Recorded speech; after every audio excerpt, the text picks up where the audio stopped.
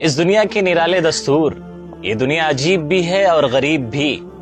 یہاں پیمانے الٹے ہیں، ترجیحات بے ترتیب ہے اور قدریں اکثر الٹی لٹکائی جاتی ہے۔ یہاں زندہ آدمی مشکلات کے بوجھ تلے ڈوبتا چلا جاتا ہے اور مرنے کے بعد اسے عزت، توجہ اور ترحیم نصیب ہوتا ہے۔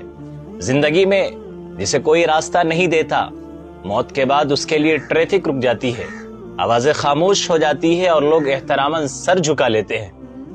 یہاں بھوک، غربت اور افلاس سے مرنے والوں کو وقت پر روٹی نہیں ملتی، مگر ان کی یاد میں ڈیگیں ضرور پکائی جاتی ہے۔ گرمی سے جان دینے والا لاش بن جائے تو ٹھنڈے مردے خانے کا انتظام ہو جاتا ہے، مگر زندہ جسم کو راحت دینے کا احساس کم ہی جاگتا۔ غریب آدمی روٹی کے لیے دوڑتا اور امیر ہاضمے کے لیے، دونوں بے چین ہیں، فرق صرف ضرورت اور عادت کا ہے۔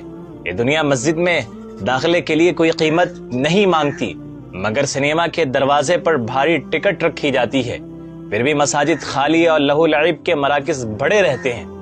مومن کے لیے ہر وہ دن عید ہے جس دن وہ گناہ سے بچ جائے، مگر ہم نے عید کو بھی گناہوں کے میلے میں بدل دیا ہے۔ فلمیں، بے پردگی، ناچ گانے، سب کچھ خوشی کے نام پر جائز سمجھ لیا گیا ہے۔ یہاں لوگ بچوں کے سامنے گناہ کرتے ہوئے شرماتے ہیں، مگر اس رب سے نہیں ڈرتے جس نے بچوں کو بھی پیدا کیا اور بڑوں کو بھی۔ ڈاکٹر کے کہنے پر حلال چیزیں فوراً چھوڑ دی جاتی ہے، مگر اللہ کے حکم پر حرام کاموں سے باز آنا مشکل لگتا ہے۔ دنیا محنت کرنے والے سے حسد کرتی ہے اور سستی میں پڑے رہنے والے کو طعنہ دیتی ہے، نہ خود محنت کا حوصلہ، نہ دوسروں کے محنت کا احترام۔ یہاں سب جانتے ہیں کہ موت کسی بھی سانس پر آ سکتی ہے، پھر بھی گناہ ترک کرنے کا ارادہ کل پر ڈال دیا جاتا ہے۔ جرائم بڑھتے ہیں تو حقوق کے نعرے لگتے ہیں، تنظیم بنتی ہے مگر کردار سازی کی طرف کوئی متوجہ نہیں ہوتا۔ عورت کے حقوق کی بات ہوتی ہے مگر مرد کے اخلاق کی اصلاح بھول جاتے ہیں۔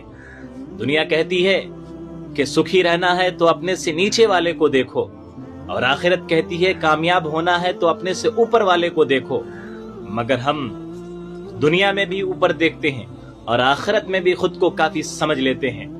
کسی کے پاس 4 پیسے زیادہ ہوں تو اسے بڑھانے کی دور شروع ہو جاتی ہے، اور ایک دن نماز پڑھ لینے پر خود کو بڑا عابد و زاہد سمجھ لیا جاتا ہے۔